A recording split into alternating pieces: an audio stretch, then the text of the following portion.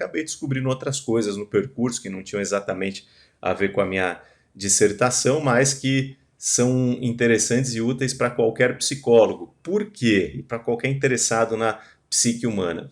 Porque, por exemplo, no Brasil, cerca de 90% das pessoas se dizem religiosas, independente da denominação. Então, a maior parte das pessoas expressa fé em alguma coisa, acredita em alguma coisa, tem algum tipo de crença e de fé. E para a gente compreender as pessoas, a gente precisa compreender isso. Só que ser religioso hoje em dia é diferente de ser religioso há 5, 10, 20 anos atrás. As coisas vão mudando. E quais são as diferenças? Como que é o ser religioso hoje em dia?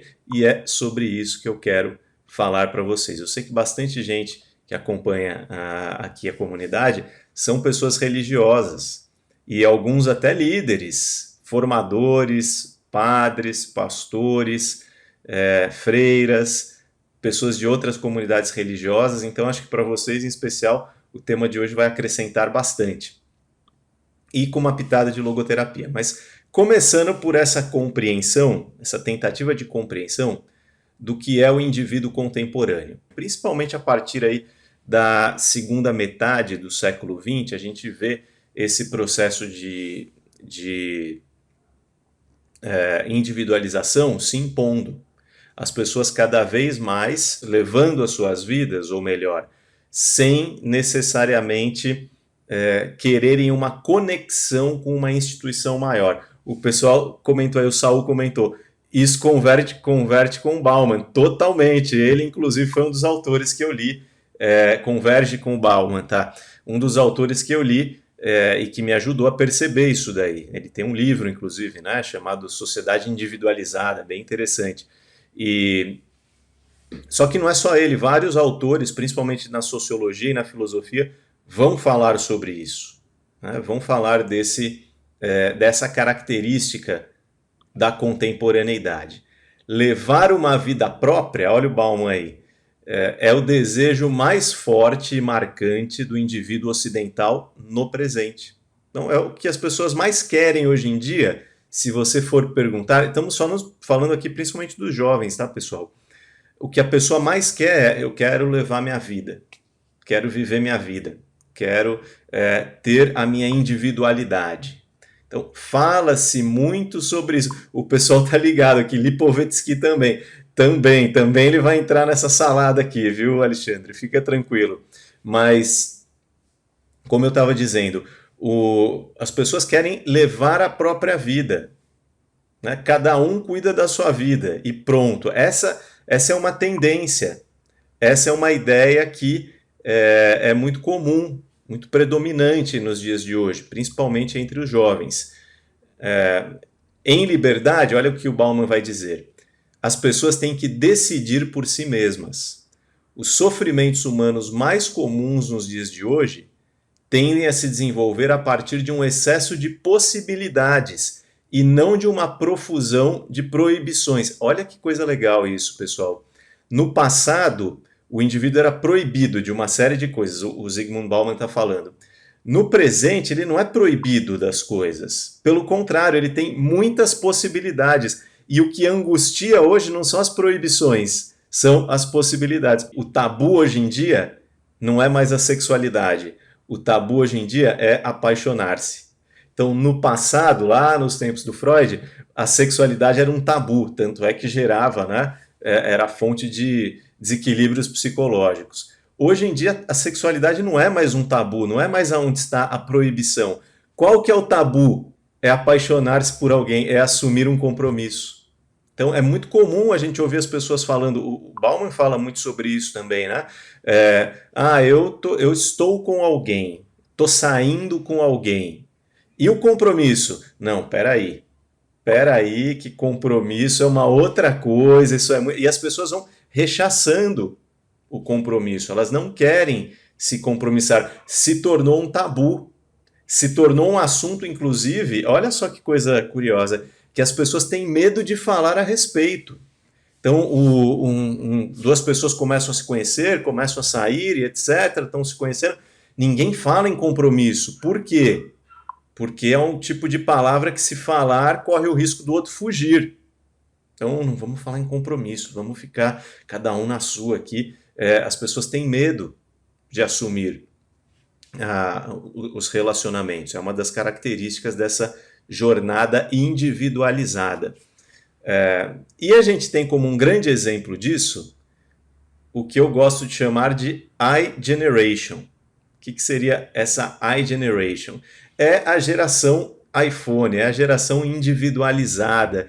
E aí a gente tem o Steve Jobs, quem eu chamaria de o grande profeta da individualização, e temos ali o iPhone, a sua maior invenção. Por que eu gosto de brincar que o Steve Jobs é o grande profeta da individualização? Porque ele percebeu que isso estava acontecendo. Ele, enquanto os computadores eram grandes o suficiente para ocupar um quarto gigante, um prédio gigante, ele teve a seguinte sacada: um dia cada um vai ter o seu próprio computador, computadores pessoais. E mais, ele falou assim, isso vai caber no bolso. Aliás, né, Nikola Tesla já havia falado isso antes, né? Tem algumas citações interessantes do Tesla sobre isso, mas o Steve Jobs trabalhou efetivamente para isso. E aí eu quero colocar uma pergunta para vocês pensarem. Quem quiser responder aqui, não tem problema, pode responder. Olha só, a tecnologia acompanha o Zeitgeist. O Zeitgeist é o espírito dos tempos, né? como o termo usado aí muito na filosofia e na sociologia. A tecnologia acompanha o Zeitgeist da sociedade, e as invenções de um determinado período da história são reflexo do mesmo? Ou o desenvolvimento tecnológico afeta a maneira de pensar, moldando o Zeitgeist predominante? Então, em outras palavras, Steve Jobs inventou o iPhone porque ele percebeu que a sociedade estava se individualizando e aí ofereceu isso para eles, ou o iPhone foi fruto de uma sociedade que já estava se individualizando, uma consequência natural, e se não fosse o Steve Jobs, algum outro iria inventar. Que vocês acham, pessoal? É uma boa pergunta, não é? E é interessante a gente pensar isso. A minha resposta para essa pergunta é que não dá para responder só uma coisa ou outra. Há uma inter-relação. São duas coisas que acontecem simultaneamente. Tanto a tecnologia, conforme ela vai se desenvolvendo, ela meio que força certas características na sociedade, como a mudança da sociedade leva os cientistas de cada época a criarem coisas que têm a ver com o espírito predominante. Então as duas coisas acontecem, são simultâneas, são concomitantes. Não é à toa que cada época da história tem as suas invenções características. Não é à toa que a Reforma Protestante, o Iluminismo e o Renascimento são acompanhados da invenção da imprensa, né? Por exemplo, ou das grandes navegações. E não é à toa que as tecnologias de informação e comunicação tenham se desenvolvido também mais intensamente nos nossos dias. Lógico, tem o lado da viabilidade técnica, tecnológica, das coisas poderem existir ou não, que dependem de uma série de coisas. Mas, a parte disso, soma-se também a tendência predominante de cada época, certo? Bom, continuando aqui. Hoje em dia, percebe-se uma busca religiosa. Estamos trazendo para entender o impacto disso na religiosidade. Percebe-se uma busca religiosa cada vez mais distanciada das instituições. E é aí que a gente tem o fenômeno presente, muito atual, dos chamados desigrejados. Quem são os desigrejados? Isso é um movimento contemporâneo, principalmente a gente vê isso nas igrejas evangélicas, no protestantismo, e os desigrejados são aquelas pessoas que se afastam da instituição, das igrejas, das denominações, mas permanecem com uma vivência religiosa, espiritual. Eles não se afastam da fé, eles não se afastam da crença, mas eles se afastam da religião. Então, vejam só, alguém que encare a sua vida cada vez mais como uma trajetória individual tende também a questionar os valores e tradições de uma determinada instituição como sendo seus valores pessoais. Porque o que acontece? Isso é o Richard Sennett falando. O que acontece, boa parte das vezes, pessoal? A instituição molda a nossa identidade, certo? Então, quando a gente pertence a uma instituição religiosa, a gente costuma inclusive falar, olha, eu sou católico, eu sou espírita, eu sou adventista do sétimo dia. O que isso significa? Significa que você se identifica, que traços daquela religião ou preceitos e hábitos, eles são parte de quem você é. O que é esse fenômeno contemporâneo? Como a individualização afeta isso? Da seguinte forma, o indivíduo contemporâneo, ele fala, olha, eu continuo acreditando nisso, naquilo outro, mas eu não me identifico com essa denominação.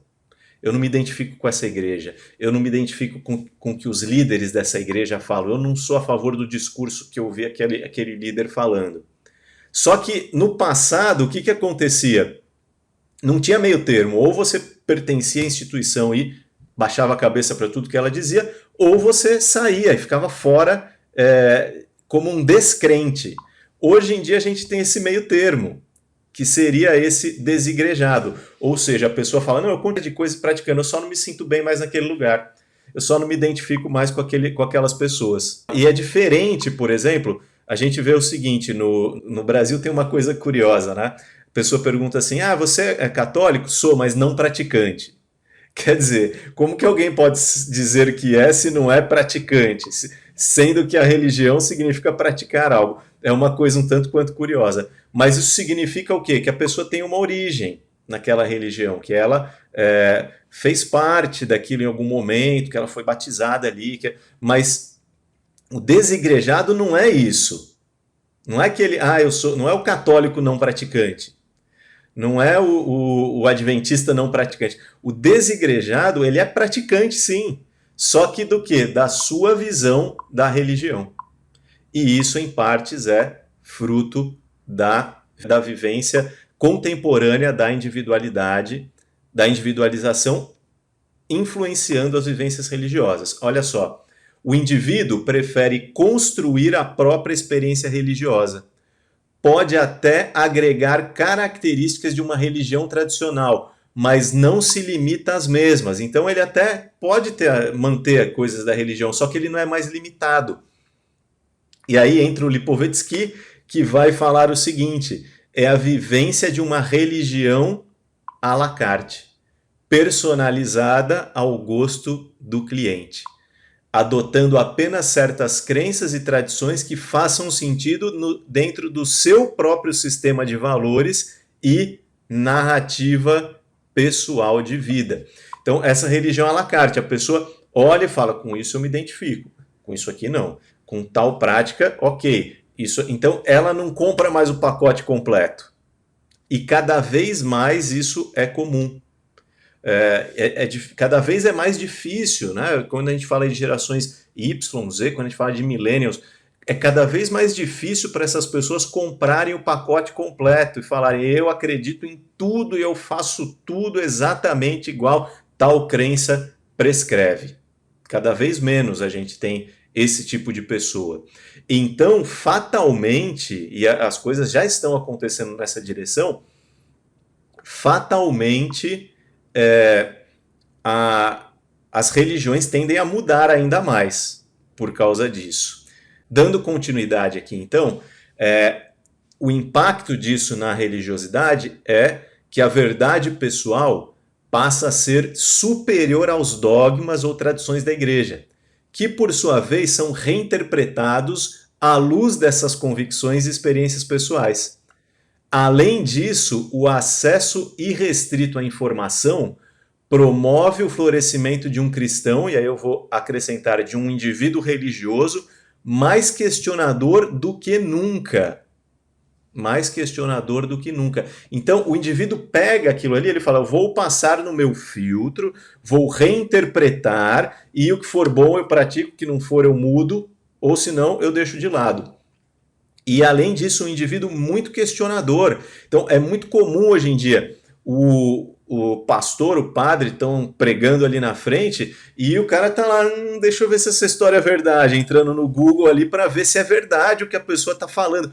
Quando, pessoal, na história que a coisa foi desse jeito? Né? A autoridade eclesiástica, se alguém estava à frente falando, aquilo era o pastor falou, o padre falou, era quase com a validade de lei. E hoje em dia não, as pessoas estão questionando ali, ó, o pastor contou aquela história lá, mas eu acabei de olhar aqui no Google e não foi bem assim. Essa história está errada. Pastor, qual que é a fonte? Padre, conta para mim aí de onde você tirou isso daí, porque eu não estou encontrando. Então é uma característica. As pessoas elas não querem acreditar em qualquer coisa. Vejam só, não é que elas não querem acreditar. Existe uma abertura para acreditar. É o que Weber vai chamar de o reencantamento do mundo ao mesmo tempo. Só que o Peter Berger fala muito sobre isso também. Mas ao mesmo tempo, essa abertura para acreditar é uma abertura individualizada, é uma abertura crítica, é uma abertura que passa por determinados filtros. Tá? Continuando aqui então um pouquinho. A minha brincadeira, então, a minha analogia é a seguinte: podemos chamar essa experiência individualizada, de vivência religiosa na pós-modernidade, de iReligion, fazendo uma brincadeira aí com as criações do Steve Jobs, né? O iPod, o iMac, o iPhone, o iPad, por aí vai. Uma espécie de religião que cabe no bolso do seu praticante. Não depende de uma instituição superior, de uma denominação e nem mesmo de uma prática em comunidade. É configurada de acordo com as preferências e necessidades do indivíduo. Essa é a iReligion, né? Como eu gosto de brincar. E o Steve Jobs, muita gente fala, por que chamava iMac, iPhone? Porque ele tinha noção da individualização da sociedade e ele sabia que a gente vive na iGeneration, na geração do eu. Então eu tenho que ter o meu telefone, o meu computador. E não é só o meu, é o eu computador, o eu telefone, e por aí vai. Certo? A gente tem aí, fazendo nessa analogia, a gente tem aí essa comparação que eu faço com o fenômeno religioso, dizendo, da mesma maneira, a religião atual seria a iReligion. Cada um quer configurar a sua vivência religiosa da maneira que lhe agrada mais, da maneira que acha que faz mais sentido para si. Isso significa que a pessoa não é mais religiosa, que ela deixou de... Não. Pelo contrário, como eu falei, às vezes é a forma que ela encontrou de se manter religiosa.